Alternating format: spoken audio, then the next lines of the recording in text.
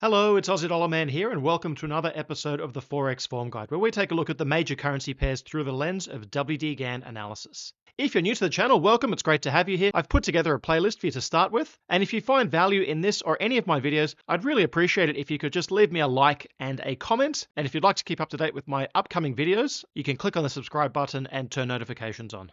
In this episode, we'll be taking a look at the Aussie dollar US dollar, the pound US dollar, the euro US dollar, and the US dollar Japanese yen. Before we do that though, a quick disclaimer, this video is for educational and informational purposes only and is not to be considered as financial investment or trading advice. Bottom line, do your own research. This is not financial advice. Trade responsibly. So we'll start with the Australian dollar US dollar. As always, we'll be setting up according to Gann's diagram on page 46 of the Wall Street Stock Selector, where he has his different time frame charts side by side. On the Australian dollar, I said last week I was looking for a top around the 26th of June. Well, bang, we've got our top on the 26th of June, potentially a double top there. It just doesn't look or feel quite right to me. And part of my personal challenge at the moment is I do have a newborn baby around, so perhaps not as sharp as I would normally be, but on the back of that, we've also been in this really sideways period for the whole year on the Australian dollar. So it's not always easy, and you can start to second guess yourself and think, oh, have I missed something? Have I missed an inversion? Gets a little bit confusing. That's all fine. I've had my eye on the September period this year for a strong trend in the market. I've been watching that for a long time, so I'm happy to wait until then for trades, or at various times like this April low down here, when I see it, I'll jump on a nice setup and ride the trade up. We started the week with a gap down and we've run up strongly since then. And we've also broken these old tops here with a single daily upswing there. Yes, we've come back below there, but to me, that just looks strong and it looks like it's a market with more upside in it. At the moment, I have taken that little first lower top trade on the 4-hour chart coming out of potential double tops there, but we'll have to wait and see what happens on Monday and maybe Tuesday to see if this market can kick off to the downside a little bit. The Aussie dollar does look a little weak in that sense with this deeper retracement here. There's a similar pattern that you'll see on the pound, which is up next, which looks a bit stronger and makes me think there's a little bit more upside on all of these currencies. Bottom line is we are still trapped in this trading range, so don't stress. Or if you are stressing and you need to take some trades, go and look at some other markets. Just before we move on to the pound, I just want to follow up on a video that I did this week, which was called Warning, Don't Fall into This Trading Trap. As you can see, on Monday, we opened the week with a gap down. The market filled that gap and then continued to proceed further to the downside. And obviously there was quite a bit of fear in the markets. And when a market starts to do that, you see the fear building up and the market running down. You can often get suckered into or fall into the trap of jumping into a trade. You just convince yourself, you say, oh, the top is in. I've missed it, but it's in and I'm going to ride it down. And for me, I used to do this back in the day where I'd say, well, okay, I've missed the top, but if I go short here, it's obviously a decent top. It's still going down further. So it'll run down and I'll make money. I'm not going to make as much money, but I'll make some money. I'll just jump in. And you sort of overlook the fact that your stop loss is going to be a long, long way away. And of course, what did the market do? Monday evening, it turned around and it rallied very, very strongly. Within 1, 2, 3, 4, 5 hours, less than 5 hours, we had retraced 3/8 of the move of that whole run down, which took about 120 hours, almost a week of running down there. And when it retraces that quickly, you know that that's a decent low there and you're running up, at least for the time being. Now, I identified that 75% milestone. I identified this trend line here and they were both correct, but they haven't held the market. So it's run up. I did get a short trade in here, put my usual 10-point stop loss on, nearly got stopped out about 5 times. It was at 1, 2, 3, 4 over there. And hung in there. But then when the markets come down here, it's sitting on these milestones here, can't go down. See this top, if that's a top and you have a little run down there, the market runs up, you should kick on from there. And it didn't. It petered out. The move petered out, didn't repeat 100%, made a little lower top, couldn't do anything to the downside, eventually just sat there. You can do some hourly time counts across there. It was pretty much equal there. And yeah, it was pretty clear the market was going up. So that trade didn't turn into a loser, but it was just I wouldn't say a waste of time. You know, you're having a crack. There's reasons for a crack there. It just didn't eventuate. The market shot up. It was starting to look like it might go higher, and it still may go higher, but it did finally hit that price target that I've been talking about. That's that 65.56 level. We just poked a little bit through there. After that, we had the market run down and give us a little lower top there on the 4-hourly chart, and then little double tops there as well. And then the market headed down. However, on the close, or a couple of hours before the close, we've just seen a little bit of a rally here. So why am I short at the top here?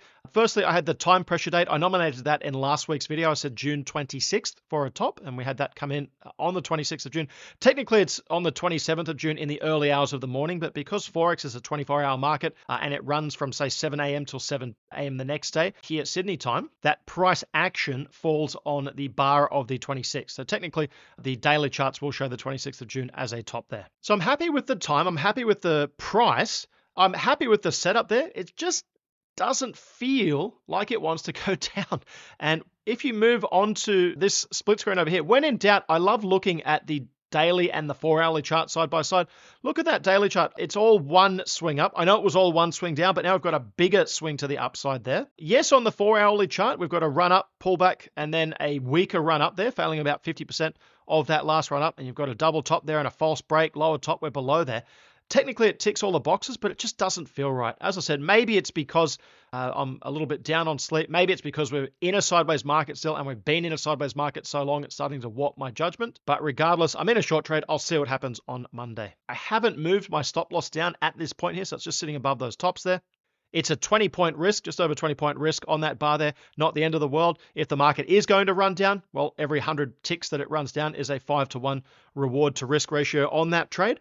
But we'll see what happens. Let's compare that now to the British pound US dollar. Similar pattern, although much stronger here on the pound. You can see there's monthly swings. It's just continued going up there. Here on the weekly, that's what last week was on the pound. So a very strong up week there. And again, all one daily upswing there. So at some point, it is going to have a bit of a pullback. I'd expect that to come down this week, or sideways to bearish a little bit, and then pick up and continue on from there afterwards. Similar pattern again on the 4-hour chart from the pound, but this time you can see this pullback here just short of 50%. So far, if we run up from here, that's looking like a stronger move than the Australian dollar in terms of upside movement. The Australian dollar went just through 62.5% retracement, but neither market looks like it's just ready to tank and fall away. In both cases, we've got nice expanding up ranges on the monthly chart. So any pullback is likely to be into a higher bottom and then more upside. So there's no panicking there, at least not yet. In last week's episode of the Forex Form Guide, and in fact the week before, I have been watching a price cluster up around this 138.60 level. Probably we'll see a little pullback first and then the market would run up to that level, but that remains a target that I think will prove important for the pound. And you can check that out in last week's episode of the Forex Form Guide if you want to see a little bit more about how that price forecast comes together. There are two kinds of price forecasting, two main kinds of price forecasting that Gann used. One of them, which is the method that I use, is found in How to Make Profits in Commodities, and it's extrapolated and taught in much more detail in Safety in the Markets Active Trader Program. And that's using things like your ranges in the market and your resistance cards and different tools like that. So using price techniques. There is a more advanced style of price forecasting using Gann's squares and master charts that you'll see at the back of courses like the WD Gann Commodities course or WD Gann Stock Market course, and you can pick those up from wdgann.com. There is that more advanced level. It's hard to get it consistent though. So until you're at that level, and the only way that you can get that I know of is extracting it from Tunnel Through the Air, where Gann has coded all of that. But until you get to that level, if you're looking for price forecasting, you have to rely on things like How to Make Profits in Commodities, and of course for me, that Active Trader Program. Moving on to the Euro US dollar, you can see a similar pattern there. The monthly chart continues to push higher and higher. Still no pullback on the weekly chart, which is a little bit of a surprise. And we are still approaching that 119.16, 119.17 cluster area there. Once again, a similar pattern on the euro compared to the Australian dollar and the pound. Interestingly here though is that even though the euro is looking a little bit stronger, it's hit a little bit of resistance. I can see this pulling back a little bit before turning around and going back up to hit that 119.17 level. And in fact, on the 4-hour chart, you see that same pattern, the run up, the weak pullback, and then the run up. The Aussie and the pound ran down from here, whereas the euro actually came up and double tops there.